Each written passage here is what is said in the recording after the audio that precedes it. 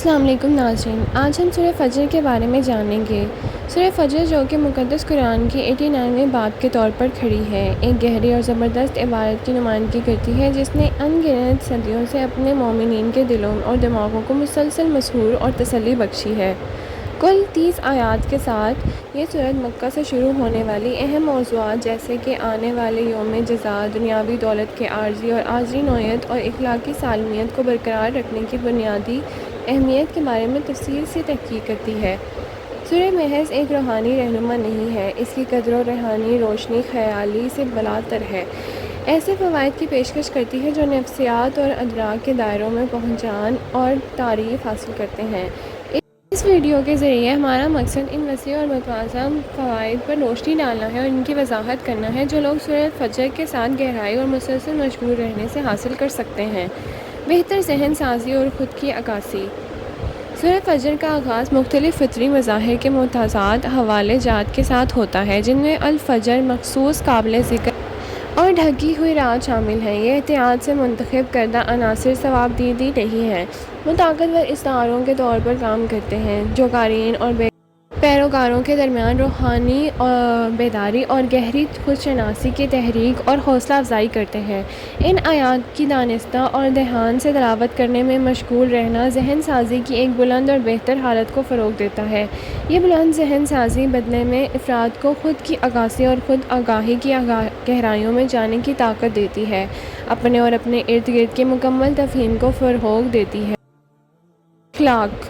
سورہ فجر ایسی آیات سے بھری پڑی ہے جو اس خطرناک تکبر اور اخلاقی زوال کے خلاف سخت تنبیہ کرتی ہے جو اکثر مادی کامیابی اور دولت کی وجہ سے ہوتی ہے۔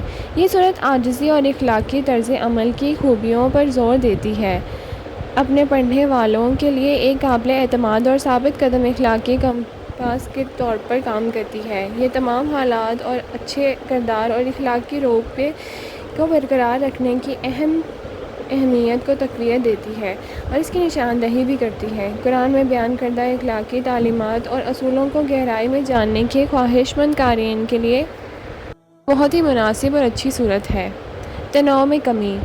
محققین اور اسکالرز نے نوٹ کیا ہے کہ سورۃ فجر میں موجود منفرد لسانی ساخت اور تال میں قارئین میں سکون اور سکون کی کیفیت پیدا کرنے اور فروغ دینے میں مدد ملتی ہے۔ یہ پرسکون اثر نفسیات کے میدان میں نتائج اور مطالعات کے مطابق ہے اور اس کی تائید کرتا ہے۔ قرآن کے پرسکون اور سکون بخش اثرات کے بارے میں مزید جاننے میں دلچسپی رکھنے والوں کے لیے یہ ایک بہت ہی اچھی صورت ثابت ہو سکتی ہے۔ علمی اضافہ۔ ایک ابھرتی ہوئی اور امید افزا تحقیق ہے جس میں بتایا گیا ہے کہ سورۃ فجر کی باقاعدگی سے اور مسلسل تلاوت افراد میں علمی افعال کو مثبت طور پر متاثر اور بڑھا سکتی ہے، ان قارئین کے لیے جو نہ صرف اپنے قرآنی علوم کو بڑھانے بلکہ اپنے علمی افضال کو بہتر بنانے میں بھی دلچسپی رکھتے ہیں۔ سورہ فجر کب پڑھنی چاہیے؟ فجر کی نماز کے دوران۔ سورہ فجر کی تلاوت کا سب سے واضح اور عام طور پر مستحق سورت کا نام ہی الفجر سے مراد طلوع فجر ہے جو اسے دن کے اس وقت کے لیے موضوعی طور پر موزوں بناتی ہے۔ فجر کی نماز کے دوران اس کی تلاوت سورت کی بیداری اور خود عکاسی پر زور دینے کے ساتھ مطابقت رکھتی ہے جس سے دن کی روحانی طور پر افزائش شروع ہوتی ہے۔ عکاسی کے لمحات کے دوران۔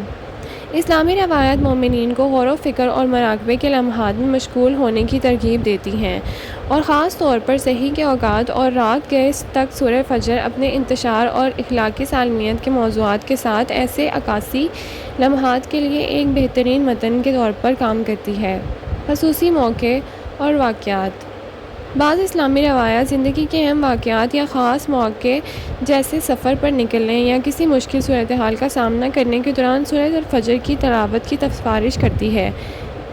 ناظرین، اس سورت کو 70 دفعہ پڑھ کر بیمار پر دم کریں، خدا اسے صحت بخشے گا، اور اگر کسی بلا میں مبتلا ہو تو بھی 21 دفعہ پڑھ کر دعا مانگیں، حق تعالیٰ بلا سے نجات دے گا۔ اگر درمیان رات یہ سورت پڑھی جائے تو اولاد نیک پیدا ہوگی۔ رزق کی ترقی کے لیے یہ سورت بڑی مجرب ہے۔